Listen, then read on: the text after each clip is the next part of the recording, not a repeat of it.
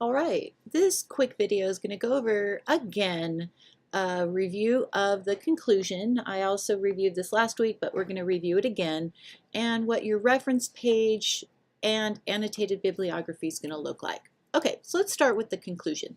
Again, like I said, I'm just reviewing this. Conclusions wrap up what you've been discussing in your paper. One of the toughest things I have to say about writing a research paper, there's a lot of tough things, but is making your abstract different than your introduction and different than your conclusion. They can't repeat the same things. They all have to be different. And so the conclusion is probably the easiest to distinguish because after moving from general to specific information in your introduction and body paragraphs, your conclusion should begin pulling back into more general information that again restates the main points of your argument in a new way, and it also calls for an action or overview of future possible research or something to do different. This is the biggest. You see that orange star right there? There we go. I just clicked on it. That's a starred item. And so therefore you have to call for action something detailed. What do I mean by that? I mean, for example, if you say police officers use excessive force too much, that's your thesis statement, that's what you're talking about. In the conclusion, you should say your call for action could be police officers need more training. First of all, that's not appropriate. It has to at least be several paragraphs where you go over in a detailed, see how it's capitalized, detailed view.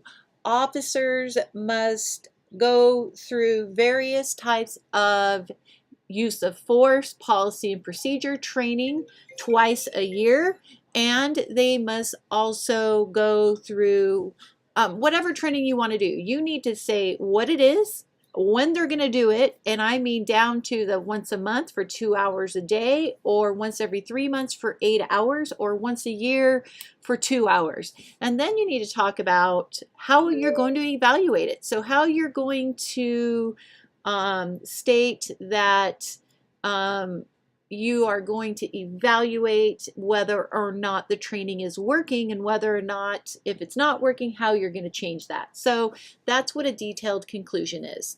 All right, moving on, you have your, going back to the conclusion, it does have to be a certain length, so make sure you review underneath Moodle the length that your conclusion has to be. Okay, reminder on references.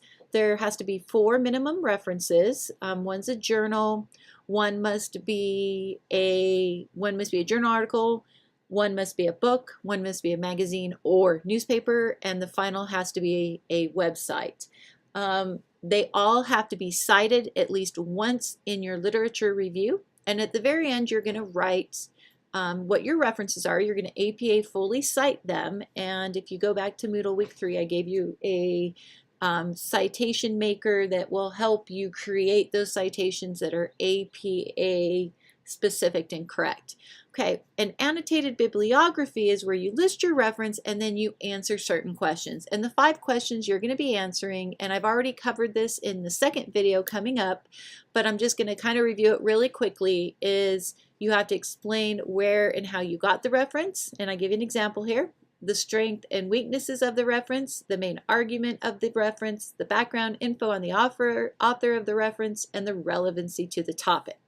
I also give an example. So this is the reference per APA, and these are answering the 5 questions. And then here's my second reference, and underneath that I would answer those questions. Okay, for further information, see the next video in this series.